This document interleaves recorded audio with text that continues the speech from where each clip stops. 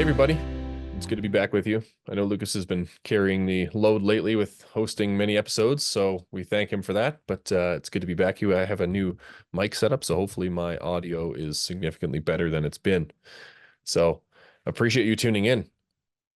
Today I had the pleasure of speaking with Dr. Ewan Goligher, who's an MD and a PhD, a scientist at the University of Toronto, but also an active ICU physician.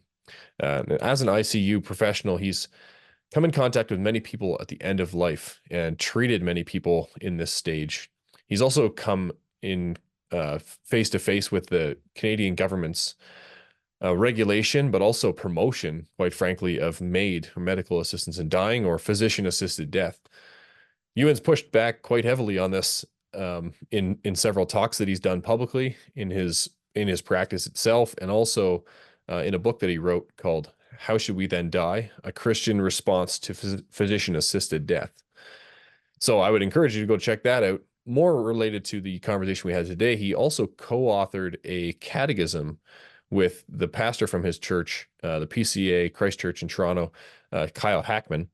And the catechism is called Death and Dying, a Catechism for Christians. So we'll also link that this is the topic of our discussion today. I would encourage you to go check it out, to read it, to even follow along through the conversation as we refer to some of the questions and answers through our conversation. So things we talked about, Christians and how we should view death, medical care, how we should approach medical care, palliative care, the value of life and personal autonomy, and then also how it relates to our culture and to how our world views these things. So hopefully it's informative, inspiring, and hopefully you enjoy this conversation. Welcome back, everybody. Today we're joined by Dr. Ewan Goligher. I'm going to mess that name up, but we really appreciate you coming on. Doctor, this is a privilege to chat with you today about a catechism that you wrote about dying well, Death and Dying Well, a Catechism for Christians, it's called.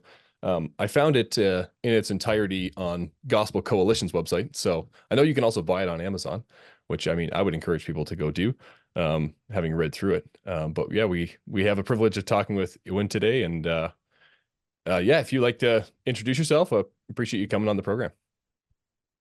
No, thanks, Tyler, for having me. I'm delighted to join. I'm a critical care physician based in Toronto, and also I'm a clinician scientist. So I spend most of my time doing research and running clinical trials, but I look after patients in the ICU, and so run up against issues around death and dying a lot.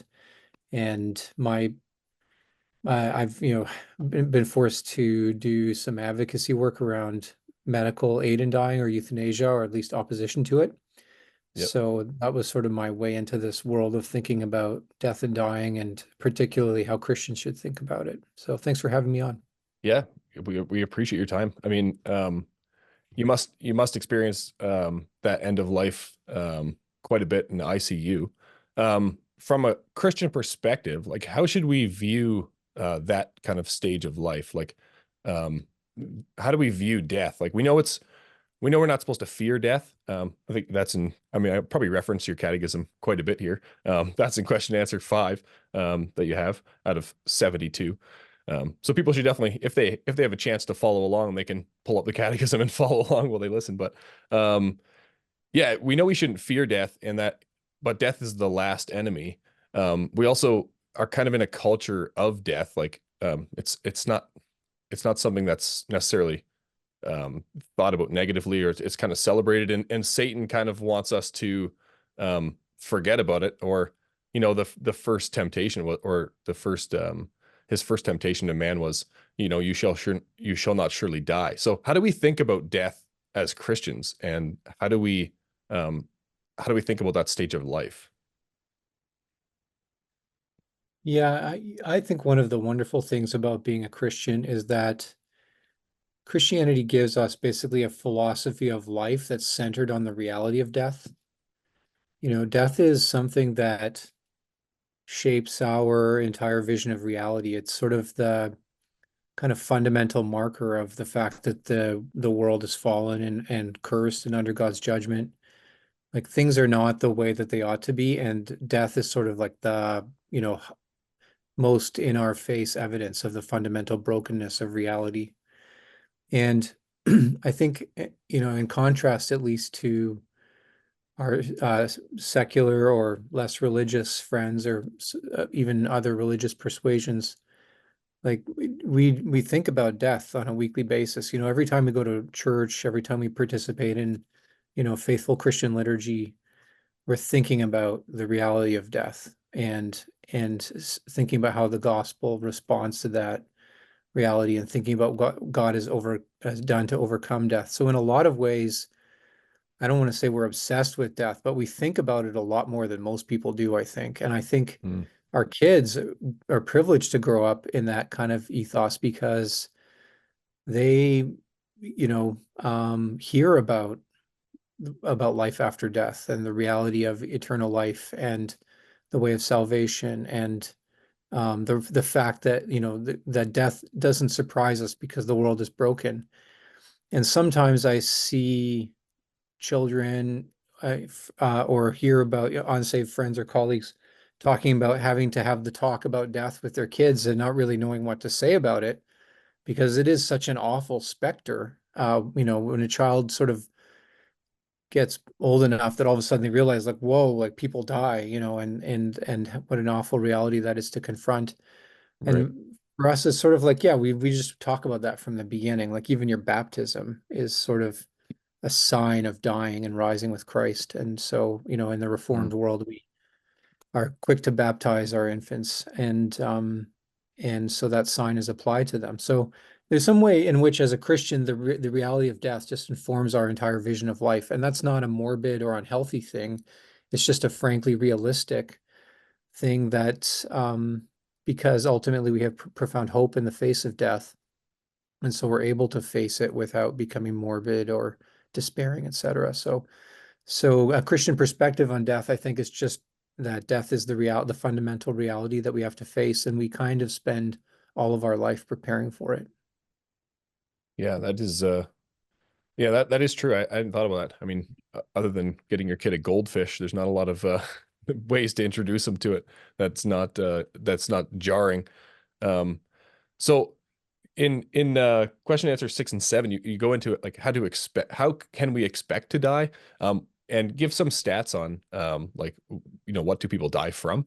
None of that really surprised me, I wouldn't say, but it did get me to thinking about the fact that statistically speaking, most of us will enter some stage in our life where we know with reasonable certainty, at least humanly speaking, that we're not going to be coming back out of the hospital or recovering from what's ailing us. So, how do we prepare as Christians for that stage of life? I guess from both sides of the bed, right? Like from the person who is preparing to pass away, or from the person who's preparing to support. Um, what can we do, like, as we are healthy to prepare for that? Mhm. Yeah, I think that the first and most important thing is not to adopt a strategy of avoidance. I think that our culture, naturally we are attracted to visions of youth and health and beauty. And one of the great things about living in Christian community in a church is that you're living with people who are at various stages of life, and facing various forms of suffering, and exposing yourself to that suffering, walking with people through that suffering, um, visiting people in the hospital, just being engaged and involved in the ways that their lives are hard and difficult, I think helps us to, stay rooted in the reality that our turn's coming. Mm, Sometimes people feel surprised by the suffering that comes their way. I know I personally have felt surprised when the Lord saw fit to allow suffering to come into my own life personally in significant ways. I felt surprised by it. And I think that part of the reason that we put those numbers in the catechism was just because, in the way they kind of stare us in the face as cold, hard facts about the reality that lies before us. And so I think it's good to again, not in a morbid way, but just in an honest way, in a kind of a humble way, recognize that, yeah, our turn's coming. We're frail, we're dust, and ultimately creatures dependent on the giver of life to sustain us for whatever time he has for us. And I think just living with that reality and um, living in community with those who are suffering and journeying with them in their suffering will prepare us for that reality as well. Help us to be realistic and sober about it. Right. How do how do you deal with if you are the person who is on that deathbed? I guess one of the number one or the number one reasons that medical assistance in dying is requested is just um, a feeling of being a burden. Like, how do we as Christians like combat that? And then also, I guess from the person supporting, how do you like assure people that you know you're not being a burden, or this is what we where we want to be, and not um, doing other things, and we'd rather just leave you there. Like, how do we deal with that? Yeah, that's such an important question. I think the problem with that sense of burdensomeness and disability and loss of autonomy and dependence on others is that it really tempts us to doubt the value of our existence, to doubt the value of our person, to think that we're better off, the world's better off if we're not here. Um, that's one of Satan's lies. One of the ways that he wants to tempt us to doubt the goodness of our existence, the value of our status as creatures made in the image of God. And of course, there is a sense in which it's a profound tragedy that the creature that God made to exercise dominion over the world is now subject to death and decay. And so that tragedy, that sense of tragedy weighs in on us as we journey towards death in very heavy ways. And yet, the reality is that because we have intrinsic value, that is, we matter by virtue of who and what we are, not by virtue of what we can do, is that we don't lose our value as we journey towards death, and we don't lose our value as we lose independence and ability and become more dependent on others. And so we have to remind ourselves of that. And the truth is that it's very difficult for you to see your own value when you're Mm, tempted to doubt it. And that's not just true when you're dying. That's true when you're living life, but you're feeling lonely or kind of abandoned, or you're in certain difficult situations. There's all sorts of situations which we're tempted to doubt the goodness of our existence. And what we need are other people around us to love us and and through their words and actions to say to us, "It's good that you are here."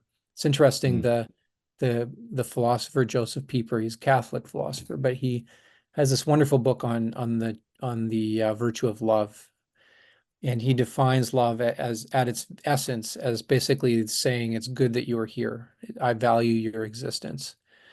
And when we have that around us, when we're going through the dying process, and we have people around us who are there to say, "It's good that you're here," it changes everything, I think. And how do people say that? Well, most importantly, they say that through their presence. So just mm, by being with the person, just being there, being in the room, saying, "I just want to spend time with you." It's not that you have to have the right words. It's not that you have to magically make the pain go away, but just being there and saying, it's your presence that says we want you to be here because we want to be with you. And I mm, think that's the most powerful witness. And you really see this as a clinician looking after the dying. You see the difference in the dying process and the care that people get for those that have loving, committed families in particular, but also pastoral care and friends and church community to gather around them and to show them that love and support. It makes a huge difference to the experience. And again, it's one of the great blessings that we have as Christians to be part of the body of Christ, and we're basically a part of a body where other people have an obligation to go out of their way to show us just how much we matter. So yeah, there's a lot more to say about that, but I think that's the essence of it. yeah, I think that's really helpful because the presence thing. I think a lot of people reflect on a time when someone passed in their life and have regrets. Like they think of it's, I mean, it's like anything in life. You think of the things you should have done, should have said, but knowing that that is very important just to be there. I think that's really helpful and honestly comforting for those who are still with us. It's yeah, it's obviously not easy. So, um, I think we want to come back to the value of life, but we'll connect that later to assistance in dying a little bit more. But for now, I'm curious as you're in your experience as a in the medical system, particularly in Canada, as an ICU doctor. In Canada, we've like most of us have come to rely heavily on the universal healthcare system, and we while we know there's flaws with it, like long wait times and I feel like in general, we feel like we are getting good care when we can access it, or even the best care. Like we're more proud. I think that might be going away a little bit, but at least growing up, I was like, oh wow, we have a great healthcare system. You probably know more of the flaws than most of us, but um, like how do we how do we deal with thoughts like about trying to access end of life care, trying to access even just in healthcare in general. Um, like, um, do you have any like maybe practical advice isn't the right word, but just like ways of thinking about like, did we access treatment fast enough? Maybe too fast? Did we push for certain treatments properly? The catechism that you wrote deals with some of those things of how to what kind of medical care we should seek as Christians, which is really helpful. Um, but how do we know that we're seeking that healthcare properly, especially in our context in Canada, where essentially you go in and they tell you what you're getting? Hmm. Yeah, yeah, that's a massive question. I think that the Canadian healthcare system has real strengths and weaknesses, and um, I think and I think in general, it is a great blessing to have a public healthcare system that's functioning well. I think the system is struggling to meet the population health demands that are evolving over time, particularly in primary care. And I think that's a big problem because when it comes to the question of how do I access care, well, really primary care is the fundamental appropriate way into the system. There are other ways to access care on an emergency basis, but it's always ideal for medical problems to be addressed in a more proactive manner than rather than an emergent basis. Like by a family doctor or something like that? Yeah, so primary care would be your family doctor. There are more and more nurse practitioners, but in general, they practice in a way that supports a family physician. Right. So, I think that having a good relationship with your family doctor is really important, and that's a bit of a challenge because a lot of people are struggling to find a family doctor. And it's a bit too easy to sort of use the walk-in clinic kind of system or urgent care kind of system to Mhm. deal with things in a short-term basis. But if you have a real medical, like more serious medical problem, cancer diagnosis, et cetera, I think the system generally responds really well to that and prioritizes those kinds of issues. And I think that in general, people should understand that they're free to ask questions, free to ask for second opinion, free to explore their options, and that ultimately the good healthcare is understood as a kind of shared decision-making model between doctor and patient. It's not just the doctor telling you, here's what we're going to do, although it's also got to be the patient and the doctor understanding the options and making those decisions together. Sometimes, in fact, I think the pendulum has swung too far the other way, where the doctor basically says to the patient, okay, what do you want me to do? Here are your options, without really giving clear advice or recommendation. Hmm. And particularly around critical, really weighty decisions about, how heroic to be on life support or so on. I, as a physician, might have a clear sense of what's appropriate, but sometimes we're told, well, don't impose your own ideas on the patient, just give them options and let them choose. And that creates a kind of really weighty, a sense of the world on your shoulders kinds of weight of decision for patients. So there's this very challenging balance to be achieved between how much responsibility a doctor should take for a decision, how much a patient should take. And I think that balance actually depends on the clinical situation. Is one of the ways that you become a wise practitioner of medicine over time, is understanding what the appropriate balance of shared decision making is in any given situation. So I feel like I'm rambling a little bit, but Yeah, no, I think uh, that's really helpful. I mean, it does kind of get us into a different part of the conversation a little bit with personal autonomy. You deal with in, I think it's question and answers like 35 to 41 or something like that.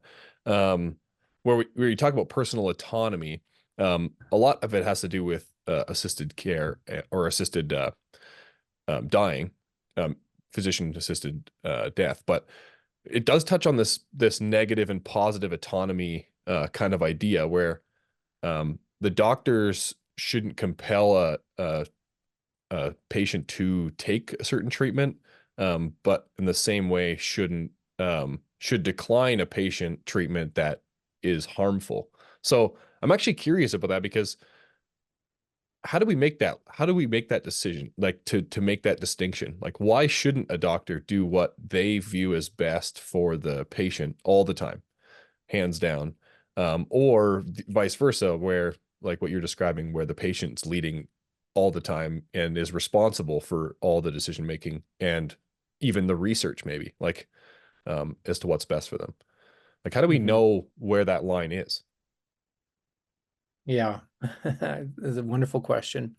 So the one side of the so it's an important balance to strike. The one way in which you can get this wrong is to be overly paternalistic, and that's basically where the doctor is making all the decisions for the patient. Um, and a scenario, and I don't these days the paternalism is sort of like it's almost like a cardinal sin in medicine now. We're very conscious or cognizant of avoiding being excessively paternalistic, and to be accused of being paternalistic is something that you would get very defensive about. So Hmm.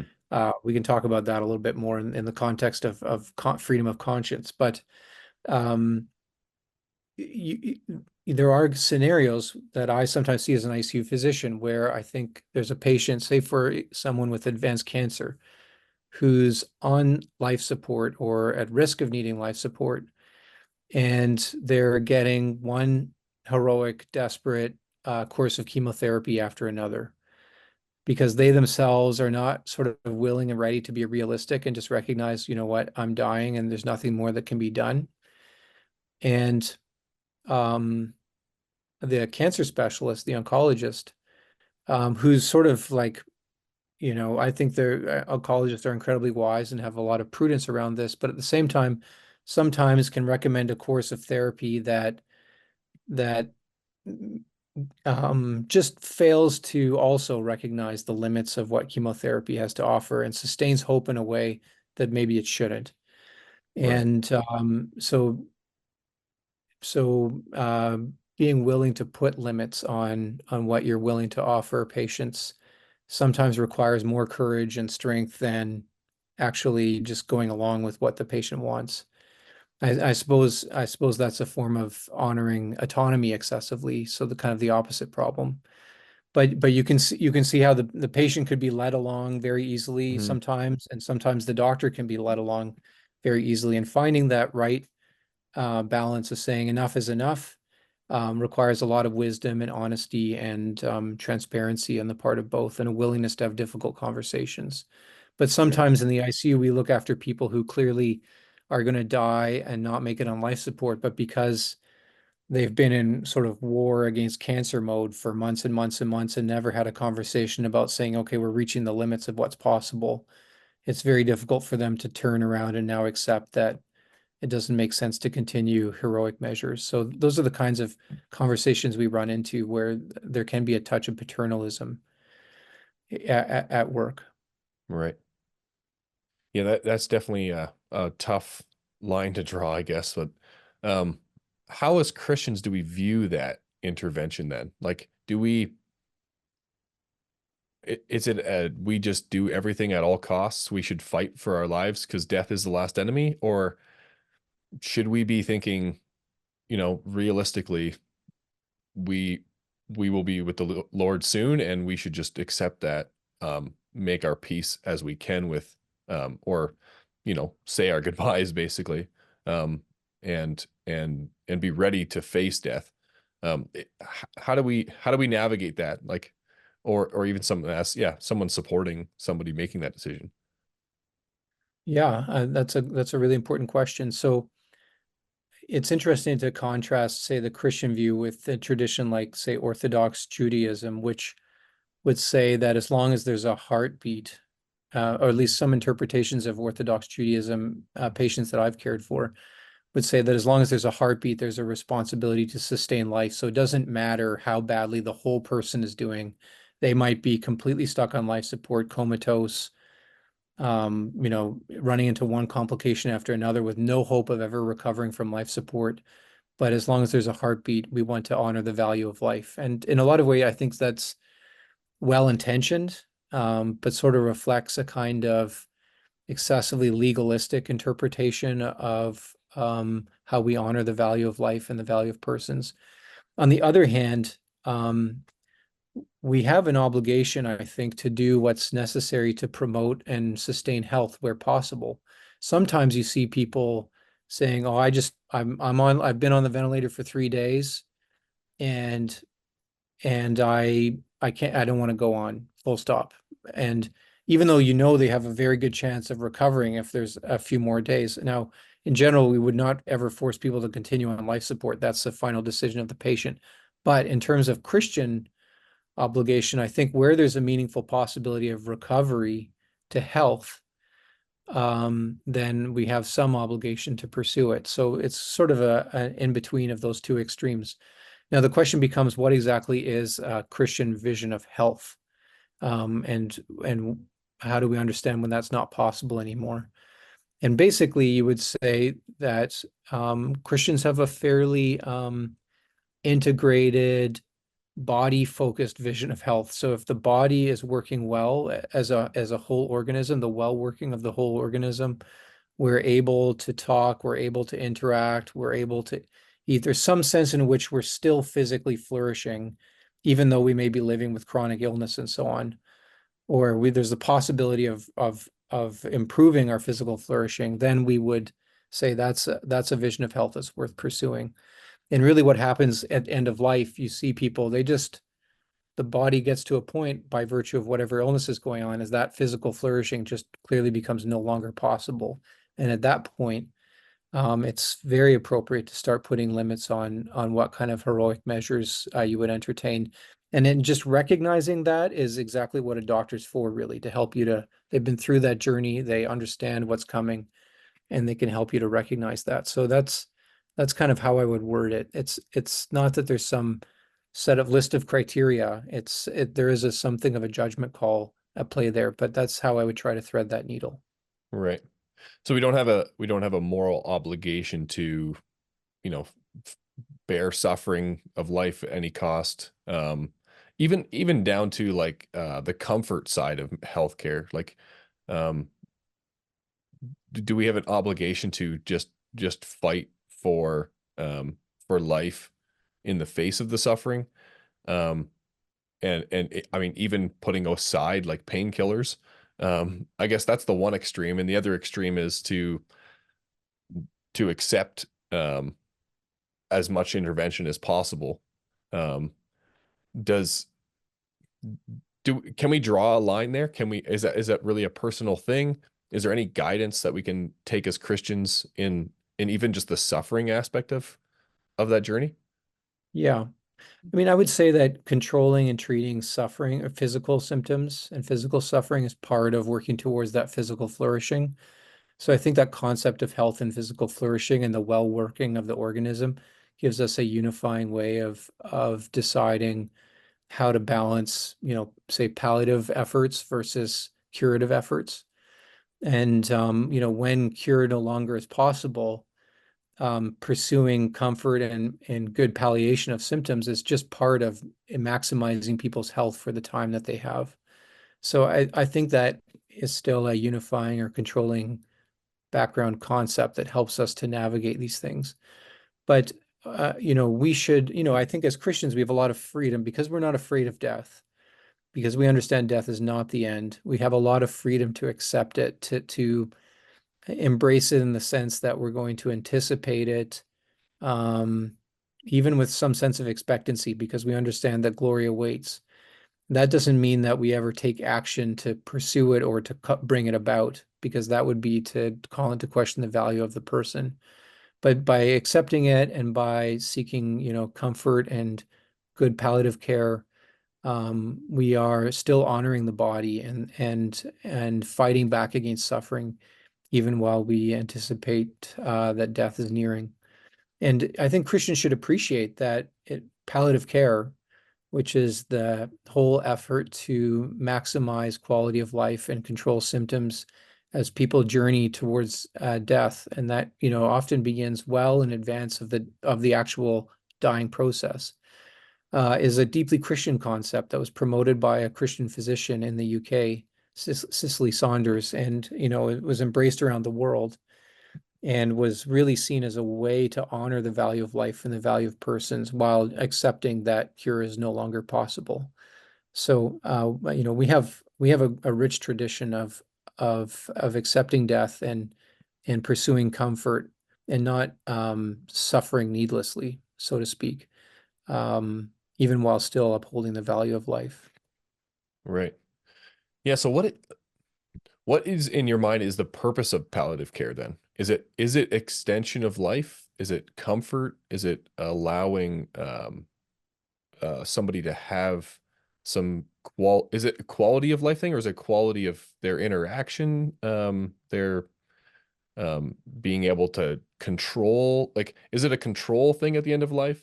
Um, or what are we trying to achieve with that? Yeah. I mean, I think the concept of health is still relevant. Like when someone's healthy, their pain is not hindering them from doing the things that they're capable of doing. It's not hindering them from social interaction. The problem with the kinds of severe symptoms that people experience or can experience as they go towards death is it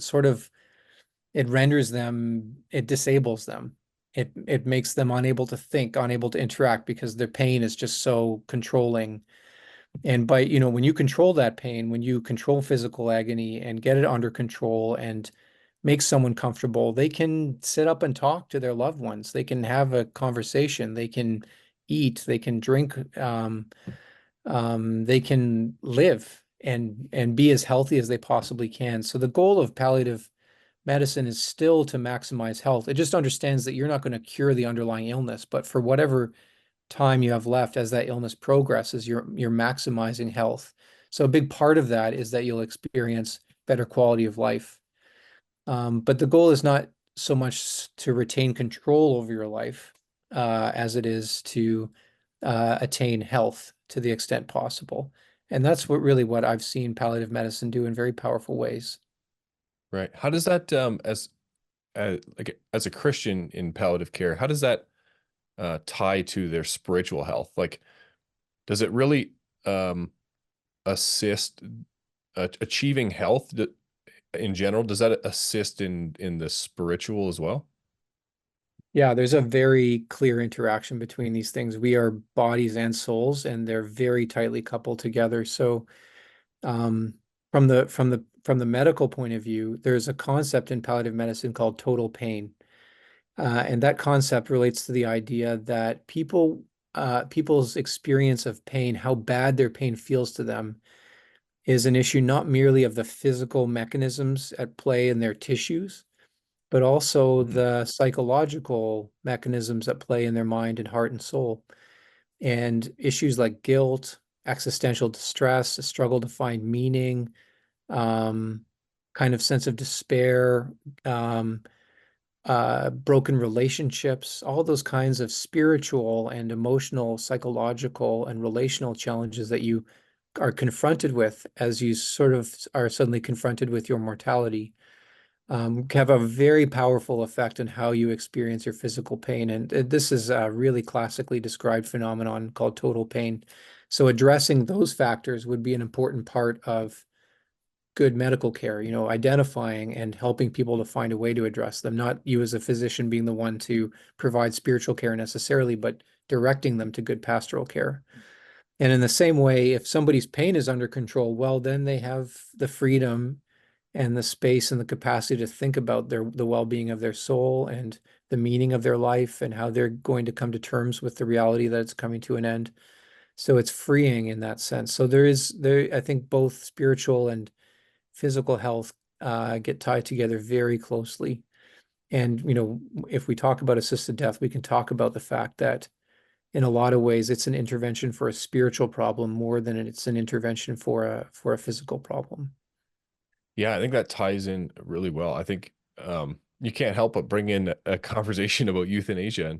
And we talked a lot about suffering and medical intervention and stuff like, but it all ties back to the value of the life that you're trying to sustain. Um, how do we as Christians, how does it, I guess, how do the worldviews differ from a Christian to the secular view that um, when you lose your personal autonomy, your quality of life, then you're don't see value in it anymore. Um, I mean, this it ties really well into palliative care. Like you're clearly MAID in Canada is a substitute for palliative care, where you're going to lose all the things that you just mentioned, where you're going to lose the ability to then say reconcile with people, or not in every case, but in some cases, and then to consider life and to have that moment that you can reflect on spiritual health. I mean, obviously as Christians we see that, but even as non-Christians, there's got to be some element of something there that they'd love to reflect on, see their kids or one more time, or something like that. But where does the worldview break down there? And what is the difference? Like, why do we see that value of life being dropped in the world? Hmm. Well, I think there's a background issue where,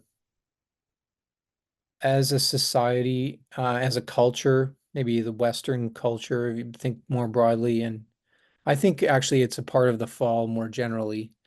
We're constantly tempted to doubt or to forget just how much we matter.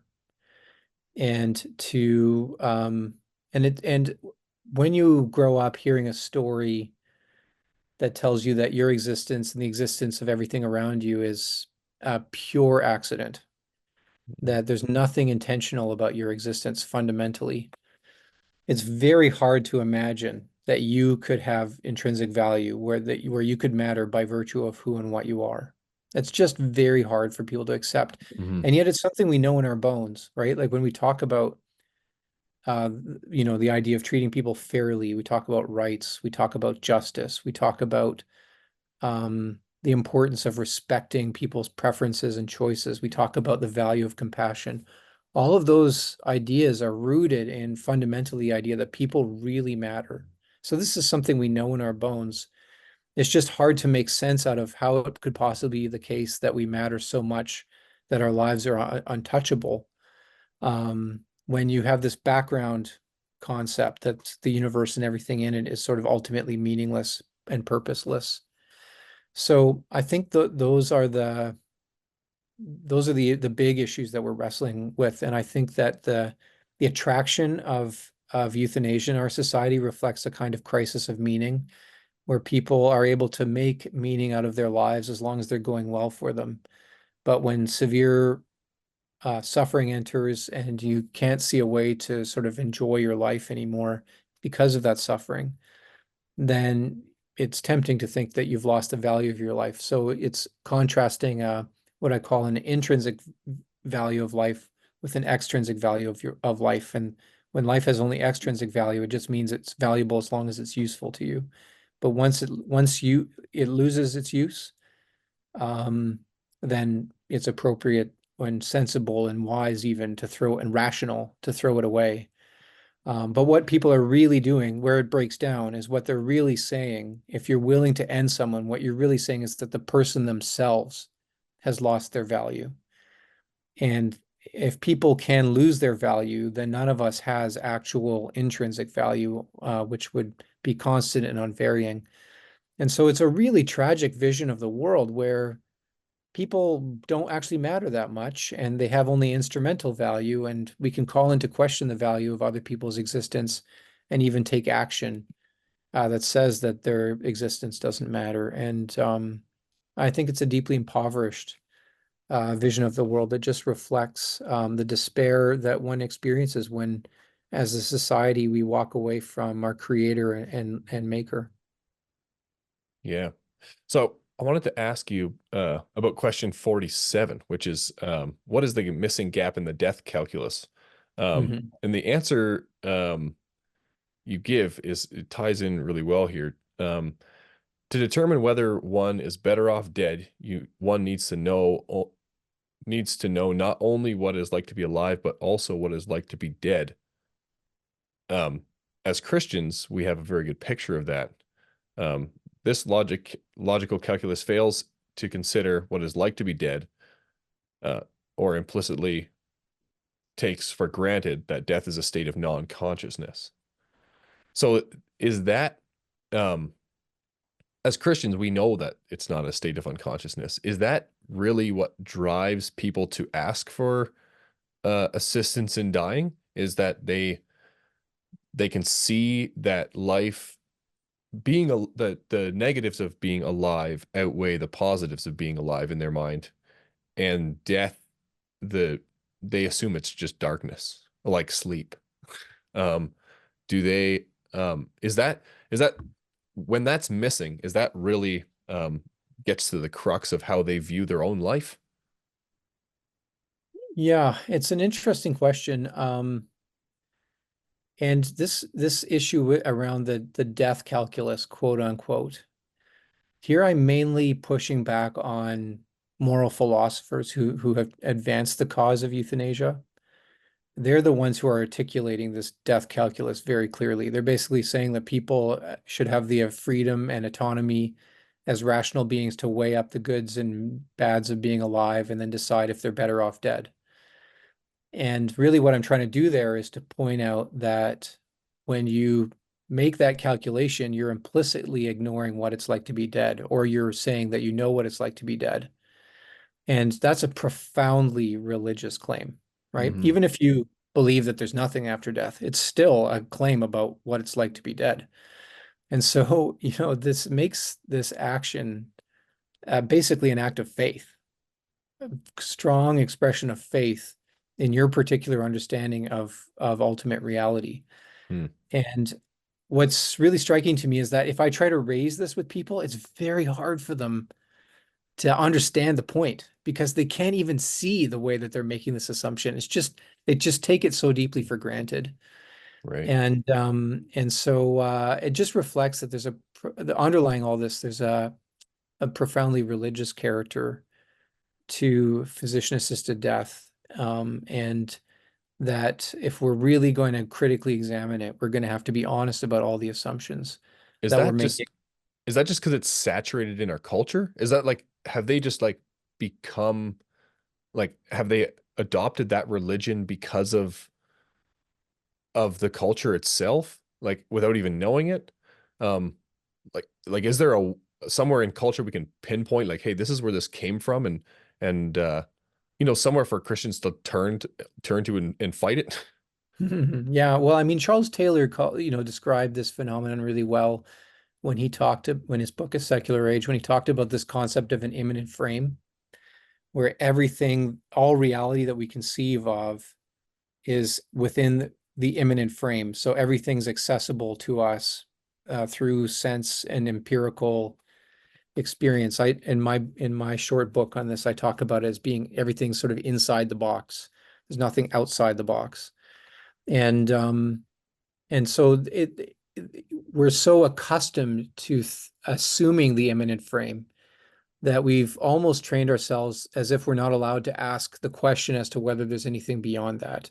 I think it's a Mm. habit of thought. So if you take a science class, you're not really allowed to ask questions about causes outside the immanent frame. And that kind of mode of thought is just so dominant. We're so indoctrinated into it that it's like we're almost unable to think outside the box in that kind of figurative sense. So yeah, it's it's an interesting question as to understand, but I think it just reflects the kind of dominant secular paradigm. It's sort of the water that we're all swimming in now, Yeah. and I think the thing for Christians to do is to call the bluff and say, "How do you know?" And to call this a blind act of faith the way that it really is. Yeah. How in their mind do they square physician assisted death, MAID, euthanasia with other forms of evil in the world that they would acknowledge as evil, like human trafficking, um, yeah, just medical, like human medical experimentation, like exploitative labor, like things that are just everybody across the board. There's no partisan, nature to any of these issues. How do you how do they square that? Can they see the connection there with value of life, or is it we're just this is so saturated, it's so far gone? Well, I think this comes back to this concept of personal autonomy, and they would differentiate euthanasia from those other practices based on autonomy. They would say, oh, nobody wants to be trafficked. Nobody wants to have be treated and to be exploited for their labor.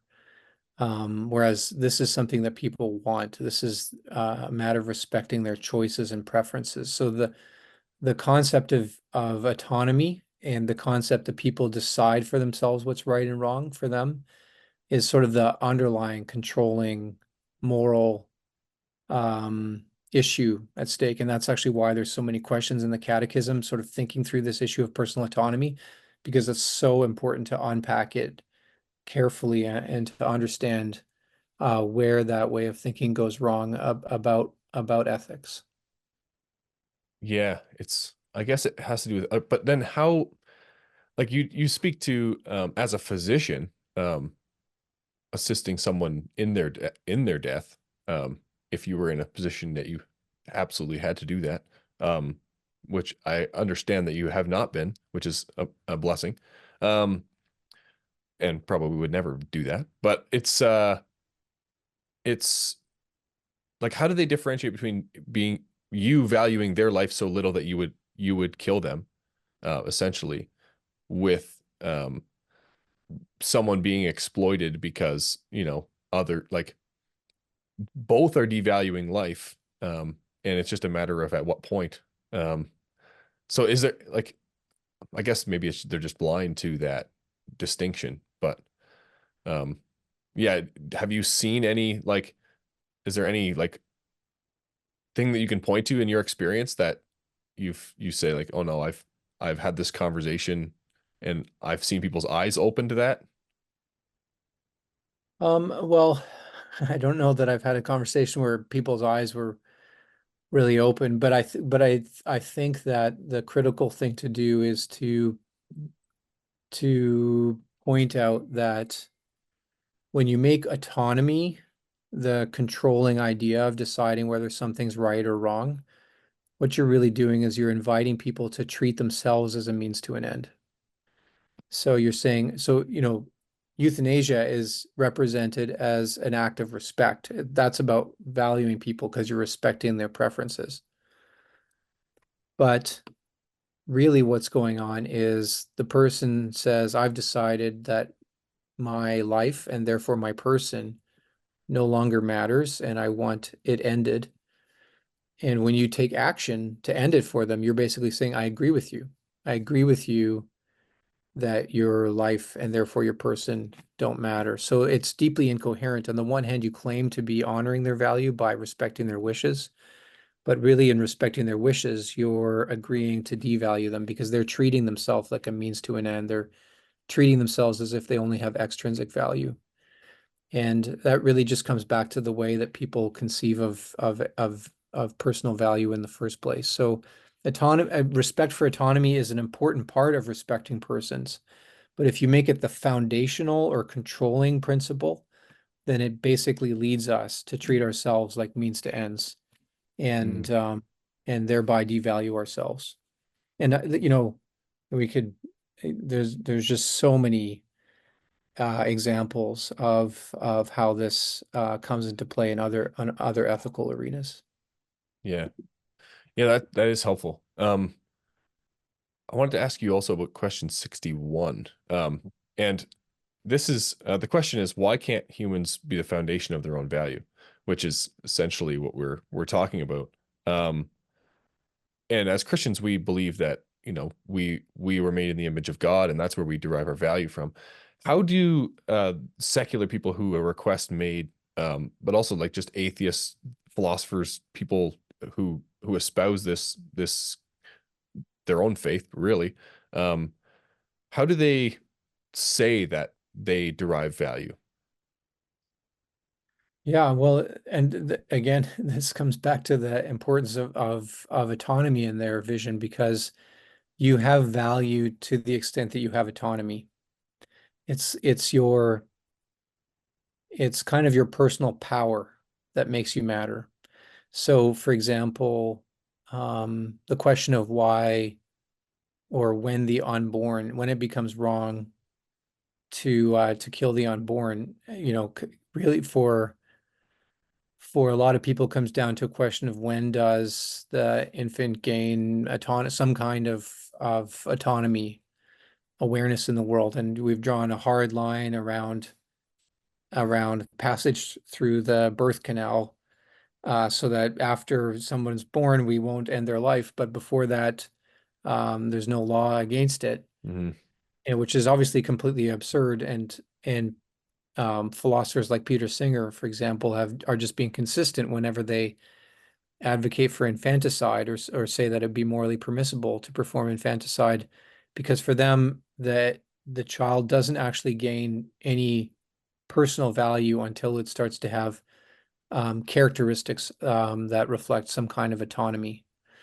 And so you're really instrumentalizing people. You're making their value depend on their abilities, on what they can do, on their capacities.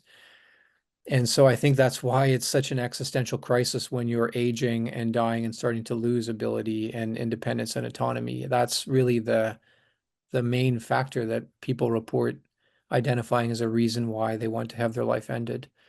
Because we really do envision human value as if it was predicated on possessing personal autonomy. And I think you see that people think that a life that's worth living is one where you have maximal personal power. And that is such a controlling idea in our culture in so Hmm. many different ways. But it's a profoundly impoverished vision, I think. And if you start from the recognition that people matter not because of what they can do, but simply because of who they are, it changes everything. Power doesn't matter anymore. Autonomy is not the end all be all. Um, it's celebrating the value of the person themselves that is the source of our value. It's very liberating, Hmm. I think, and maybe is the source of a lot of the struggle to find meaning and purpose and significance that particularly younger people in society experience. Yeah, I see it as very contradictory. I mean, our society is, like you said, with abortion, with euthanasia, where like it's severely devaluing life. But then on the same hand, like the even the acronym MAID is like meant to sound kind. It's meant to sound nice. It's like so we value kindness somehow in our culture, but yet don't value the lives behind the kindness. And so um, it yeah, it just kind of hits you. Like I don't understand the worldview, obviously, but do you find that it's also um I mean, I mentioned this, it's kind of like we kind of live in a culture of death. I mean, you see that with pop stars, you see it with Halloween, you see like it's just lots of strange things. Um, but do you see like our society devolving a little bit, even with some of these philosophers valuing their own life? Like I'm thinking things like transhumanism. Like it sounds like people. are even like okay if they're gone. To the point where if you present them with a situation where, they lose autonomy, but are hopefully like if they're in a coma from a car accident, but have a chance to recover, they would say, well, the utility of my life is gone, just end it. And it sounds like a lot of the thinkers, at least the big thinkers in this space, are okay with that, even for themselves. Um, do you see that moving even further? So where we'll even like from MAID, like now we allow homeless people to apply because their quality of life is suboptimal. Um, do you see it going further than that? Yeah, well, I mean, there's no question that with respect to euthanasia in particular, there's a slippery slope, and we've not fallen all the way to the bottom yet. Uh, it's interesting. I think people thought that you could make killing permissible, but somehow like put guardrails around it so it would be very limited. But Hmm. once you embrace the idea that death is a therapeutic, then there's an awful lot of people out there who need this therapy for suffering. If you see death as a profoundly effective therapeutic for suffering, well, who isn't suffering, right? Like who Yeah, isn't going to benefit from death? And so that's this true. is why this just inevitably has to expand. The whole Canadian conversation around mental illness is sort of the latest, very public um, evolution here, and and it's motivated by the idea that their suffering is genuine, and it is. And if death is good for severe physical disability, why is it not good for the profound disability attached to mental agony? And so it just there's a certain ideological commitment that necessarily follows. And I've been a little bit surprised about how far some of those whom I know personally and even admire as physicians have been willing to go on this. I thought there would be a line that they sort of wouldn't cross, but I think the problem is that once you've embraced this idea, there's an inevitable slippery slope, logical slippery slope that follows. And in Quebec, I just heard that it sounds like they're planning to make advanced directives for euthanasia legal even before the federal government decriminalizes it. Um, and I'm mature minors will be eligible. I think the idea of um, what's it called? How do people call it? Just ending your life when you feel like your story's over, it having nothing to do with your medical condition. Just saying Really? yeah. Well, I mean, the philosophers who originally advocate for this talk about this idea that your personal life can end before your biological life does. Because if you're the master, part of all this is the idea that you're the master of your own story. Say being Uh, born in the wrong body. It's all the same Yes, philosophy. exactly. Yeah, you're the master of your own story. You're your own creator. And so if you decide that your life has come to an end, that's the end of your story. Well, you might not be biologically dying, but it makes no sense to go on. There's no And there's no philosophy that articulates that though. Is there like a lot of the biology behind this is evolutionary, which is like we're here by chance, like you mentioned before. Like, so how do we get from there to being like we're our own creator? Mhm. Well, I completely agree with you. If you adopt, and I try to point this out in the book, that if you adopt this idea that we're purely physical creatures, then there's actually no such thing as autonomy because brains, physical objects don't have free will. But that's another conversation.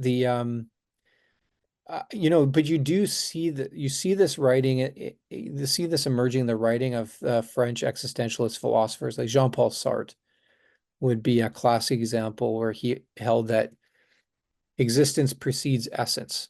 So that's the idea that you biologically exist, but there's nothing about your existence that means anything until you imprint that meaning.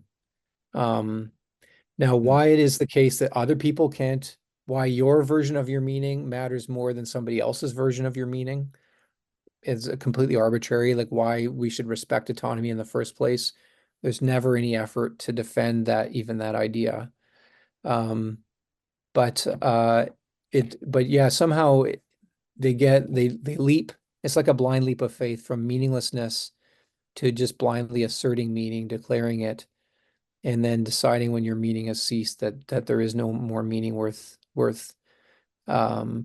seeking or promoting. So yeah, I agree with you. Ultimately, all of these things are arbitrary and incoherent. And I think what we're seeing actually is what Romans 1 describes as suppressing the truth and unrighteousness, where people kind of know that people matter, but then distort the way that they matter or distort it in ways that are self-serving. And so it's not easy um, to be a creature made in God's image, cut off from the one who gives you your image. Yeah, man. Well, we're running out of time. I would I was gonna add some shock factor. You know how at the end of movies they add some shock factor to it with a couple of things. But I was looking into some stats on MAID in Canada, and it really speaks to how this this basically this religion has taken over our secular society. In 2022, there were over 13,000 deaths resulted from MAID, which was 81% of the requests made. Not to mention the 13%, over 13% of people who died before they could access. So they're unsure whether the application would have been approved, bringing the total to 94.7% of people who either died before accessing MAID or accessed MAID for death.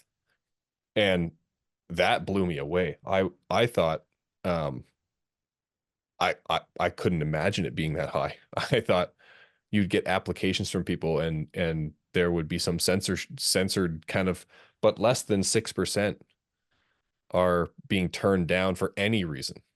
Being ineligible, bad reasons, recovering, finding meaning, which really speaks to the amount of the lack of uh, even hope that there is at the end of life for people and the lack of support that they're receiving. And so, just to highlight the the seriousness of the situation in Canada, um, really at a spot here. Is there Yeah. anything else you'd want to add to the conversation? Anything else if you forgot to mention?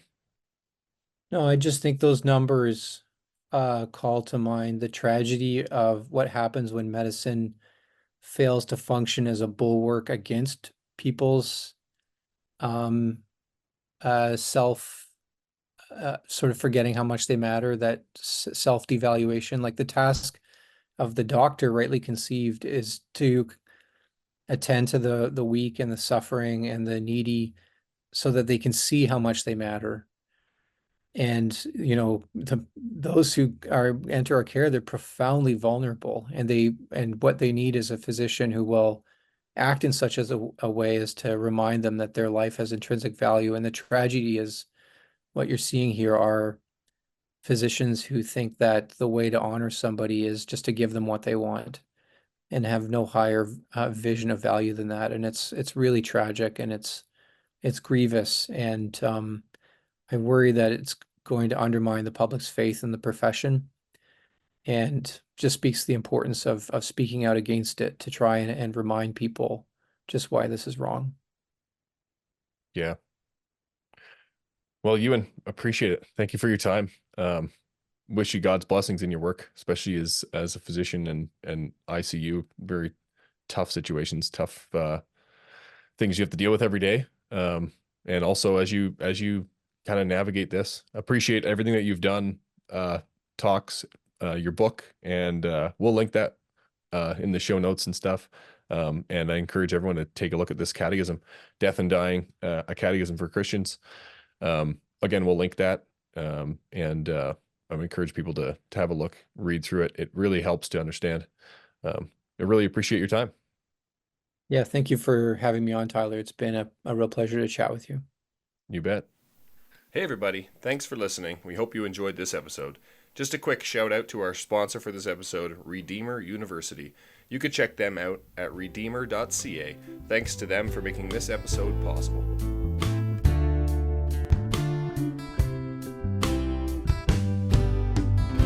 Thanks for tuning in to this episode of Real Talk. In partnership with Reform Perspective, this show is created and produced by Tyler Vanderwood, Lucas Holtvloer, and Mariah Tamiga. We really appreciate you taking the time to listen or watch the show. If you have any feedback for us or ideas for future guests or topics, please let us know. You can reach us at reformedrealtalk@gmail.com. Be sure to also follow us on social media. You can search Reformed Real Talk on any of the platforms. We should come right up. Also, leave us a review, preferably a 5-star one, on any of the podcast platforms. That would be greatly appreciated. That's all for now, folks. Keep having real talk.